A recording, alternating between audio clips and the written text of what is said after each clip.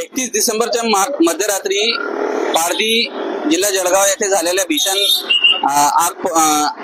जाळपोळ नंतर आतापर्यंत सर्वात मोठी शोकांतिका अशी झालेली आहे की महाराष्ट्र राज्याचे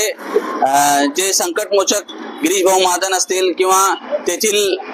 स्थानिक आमदार आणि जे कॅबिनेट मिनिस्टर आहेत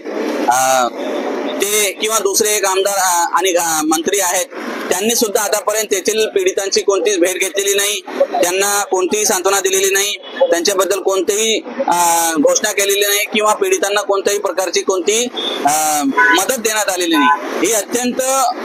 खेदाची बाब आहे की आतापर्यंत ज्यांनी संविधानाची शपथ घेतलेली आहे, मग ते अधिकारी असो, ते पदाधिकारी असो, आमदार असो, खासदार असो, लोकप्रतिनिधी असो किंवा इतर कोणतेही लोक, त्यांनी संविधानाची शपथ घेतली तर त्यांनी जनतेची सेवा करायला पाहिजे, आपले कर्तव्य बोलता त्यांनी सर्वांना समान वागणूक दिली पाहिजे। पण असे दिसून येत आहे की काही पोलीसवाले असो किंवा प्रशासनिक अधिकारी असो ते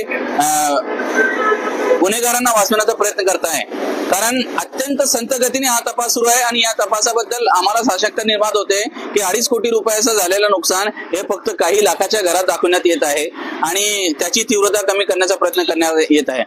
50 ते 100 लोकांनी मिळून ही घटना अंजाम दिली असेल अशी शक्यता आहे। याबद्दल पुरावे सुद्धा असतील, पण लोकात प्रचंड भीतीचे वातावरण आहे, कोणी समोर यायला तयार नाही। याच्यानेच समजतो की याची तीव्रता किती होती। म्हणून आमची शासनाला अशी विनंती आहे, कालच्या दिवशी सुद्धा जेव्हा महामहिम राज्यपाल जळगाव दौऱ्यावर आले होते तर आम्ही